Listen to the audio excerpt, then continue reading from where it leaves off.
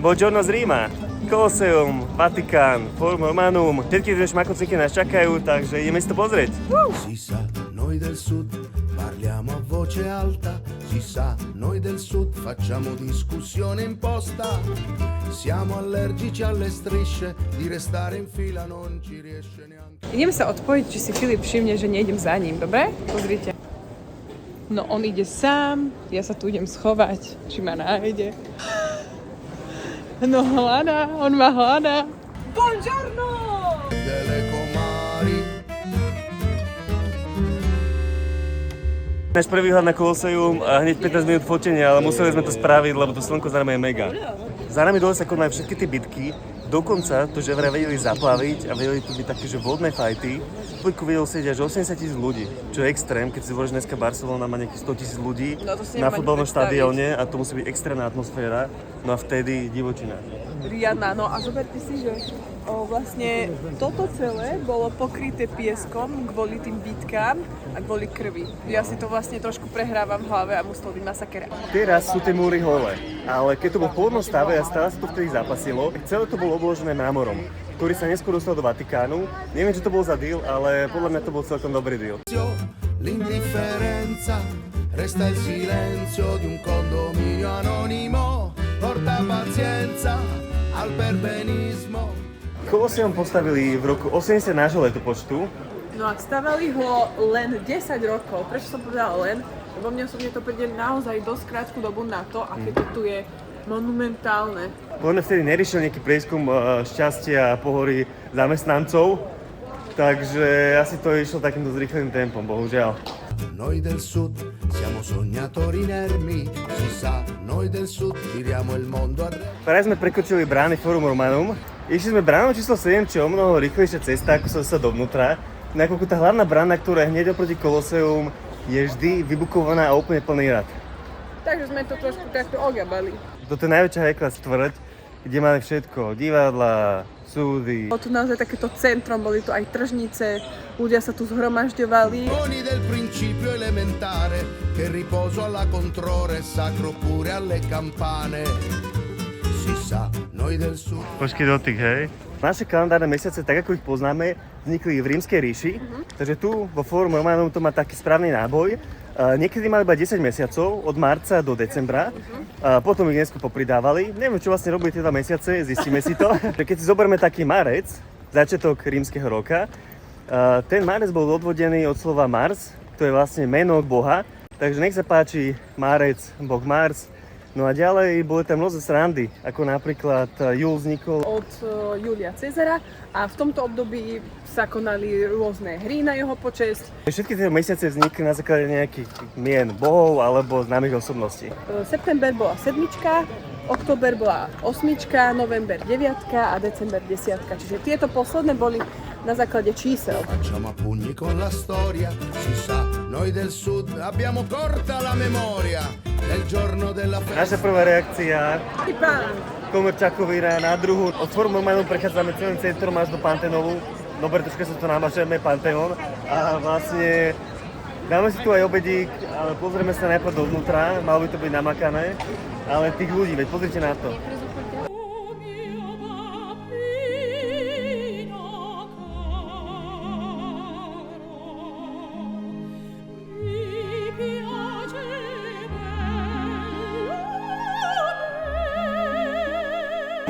Pantéon bol kedysi budova, ktorá bola venovaná rímskym bohom, no ale teraz to je vlastne kresťanský kostol. Neviem, mne to príde také divné troška, že mne sa to tu nepáči úplne.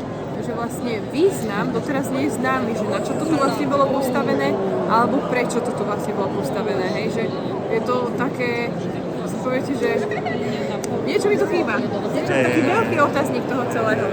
Podlaha, kde vidíte všade mramor, takisto aj na stenách. Je originálna, je naozaj zachovaná. Celá tá kupola je spravená bez jediného kúska nejakého železa alebo niečo podobného. Jednoducho je celá iba betónová. V tej kupole je správna diera a môžete vidieť priamo oblohu. No a ak náhodou by sa podarilo prísť do tohto Pantéonu, keď prší, tak z hora krásne vypadal dážď a ešte je to jediný zdroj svetla. Inakšie tu nič nie je, len toto. Týmito 2 ďurkami vlastne oteká tá voda, ktorá padá z hora z kupolu. Po Panteóne sme vyhľadli, ešte sme si dať toto parádne jedlo. Za nás musíme dať hodnotenie, varešky nezabúdame. Od 1 do 10 varešiek, takže Livi, ty si mala vlastne čo? Ja som mala špagety carbonari a hneď sa k tomu vyjadrím, lebo zatiaľ som nezjedla veľa carbonár za život, ale moja kamoška Anička, pozdravujem takto, dúfam, že pozdravíš tento vlog, ale ona prešťala rímske carbonári. Takže čakala som možno trošku viac, nie som gurmán, ale môžem si povedať, ako to vajbujem. Moje hodnotenie je následovné, toto je verdikt, ktorý vydávam. Dávam 7 z 10. Ja som mal lazane a tým dávam taký 7,5 z 10. Takže 7 z 10, cca tam sa niekde hýbeme. Išli sme tam na odporúčanie. Nebola to za reštaurácia, bolo to také lokálne, talianske niečo, ale včera sme boli v reštaurácii a bola lepšia, takže 7 z 10, nech sa páči.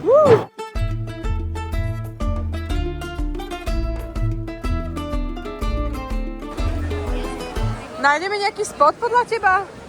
Pretlačíme sa, my sa vždy pretlačíme, nech sa páči, sme s Lenkou vpredu, jak majú oni flaške. Máme tu Malde čampionku Liviu, ktorá ide spraviť hod, nech sa páči, mincov až do Fontány Trevi, takže ideme na to. No, poď háč. Yes! Yes! Trafila!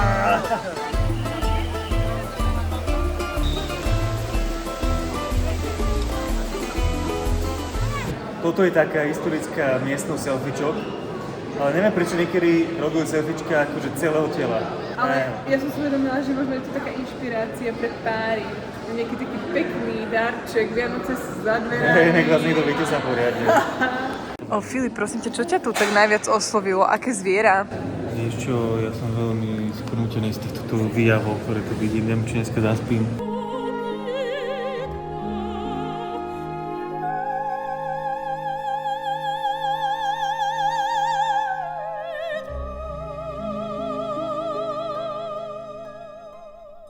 Máme za sebou Sixtinskú kaplnku a bolo to naozaj brutálne.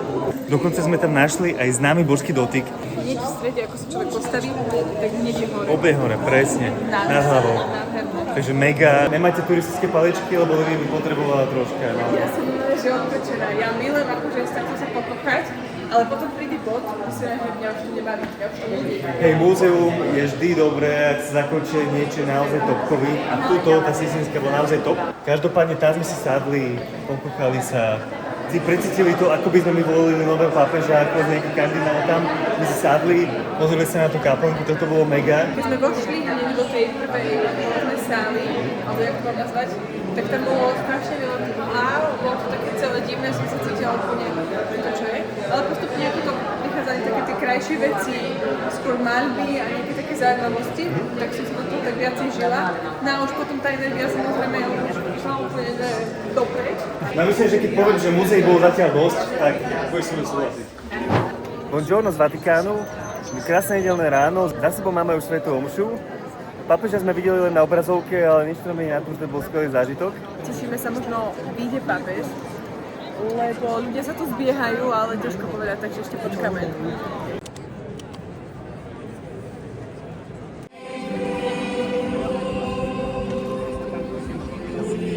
Due volte infatti Cristo afferma i nastri e i dolori della storia hanno un termine, mentre è destinata a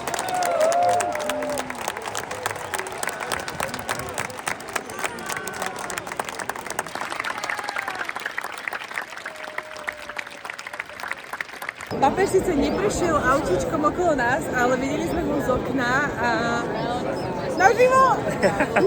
Mal asi nejaký 10-minútový príhovor, ľudia to je dosť emotívne brali a páčilo sa to aj nám, hej, že bolo také veľmi pekné. Takže podarilo sa nám vidieť ho naživo, nielen cez obrazovku, čo je mega zážitok. No aj pokračujeme ďalej, ideme sa pozrieť do mesta. Ricerchiamo tra la folla quel sorriso che brillava ad ogni giro della giostra.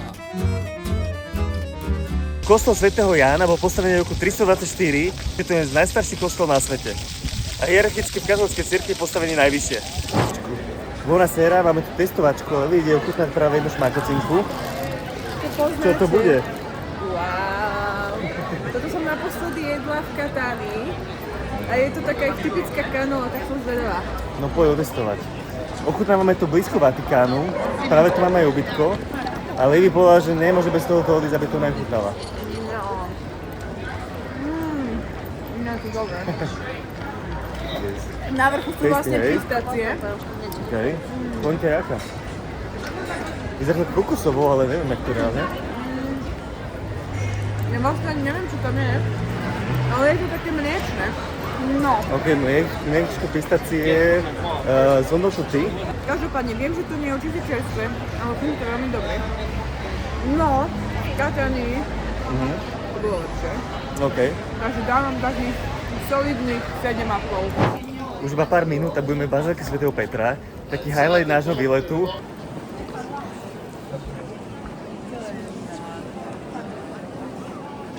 Takže sme konečne vnútri baziliky svätého Petra a je to extrémne veľké. Úplne nás to zarazilo, ako tie stropy sú naozaj že vysoké. A oproti také Sagrade, kde sme v Barcelóne, je to naozaj 2-3 krát väčšie. Ja sa cítim taká maličká a zároveň neviem, kde sa mám pozrieť, bo všade, kde sa pozriem, tak nechápem. Je to naozaj nádherné. A rozlohou by sa sem zmestili až 2 futbalové ihriska, čo je naozaj že extrém. Ten baldachín za nami, čo vidíte, čo je nad oltárom, tak naň bol použitý až 90 tón kovu. A ten kov vlastne zobrali z predsiednej strechy Panteónu, ktorý bol dovtedy úplne neporušený, ale rozhodli sa, že zrušíme a bereme to sem.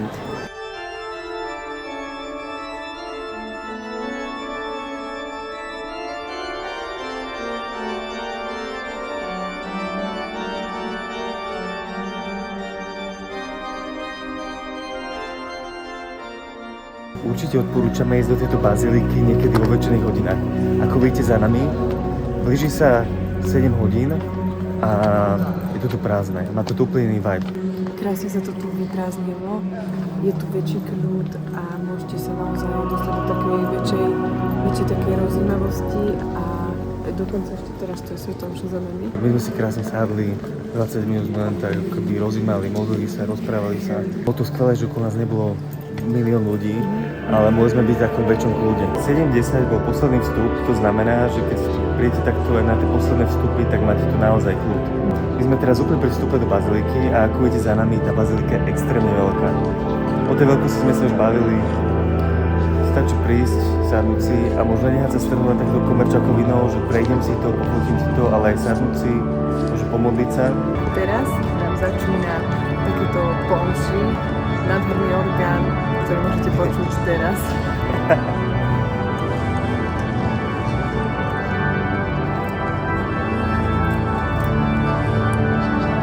Nice.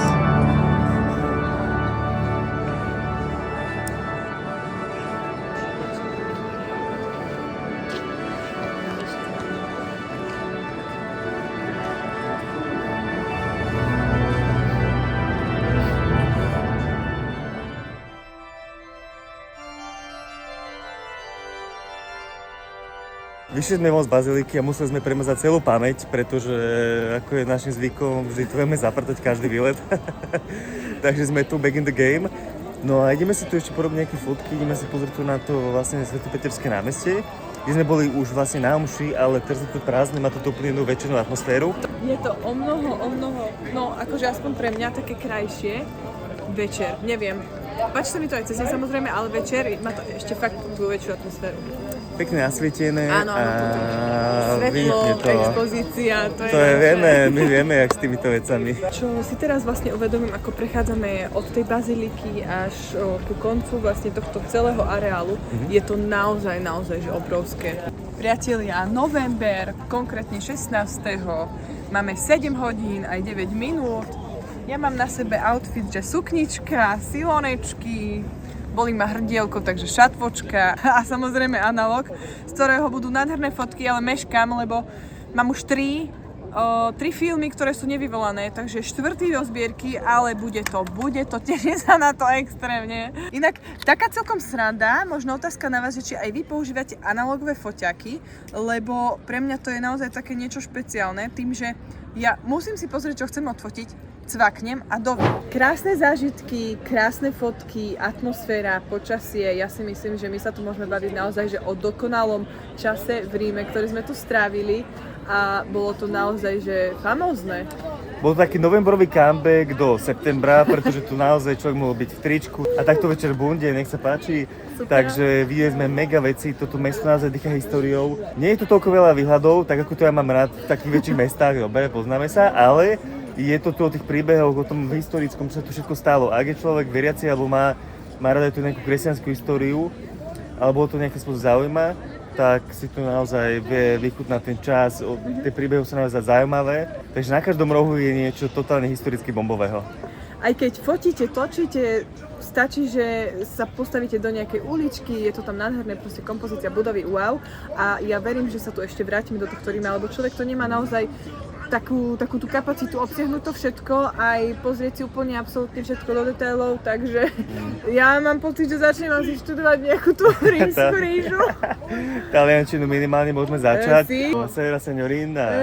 Buonasera, come com'è? stai? Tutto bene? My sme si víkend užili, verím tomu, že ste mali s nami super zážitok, lebo ten Rím je naozaj topkový. Poďte mrknúť aj vy, ak ste ešte neboli, aj keď veľa ľudí už v Ríme bolo. Lebo čo? Všetky cesty vedú do Ríma. Dajte nám follow, like a kľudne to aj zazdieľte medzi kamarátov. A vidíme sa v Ríme. Vamos!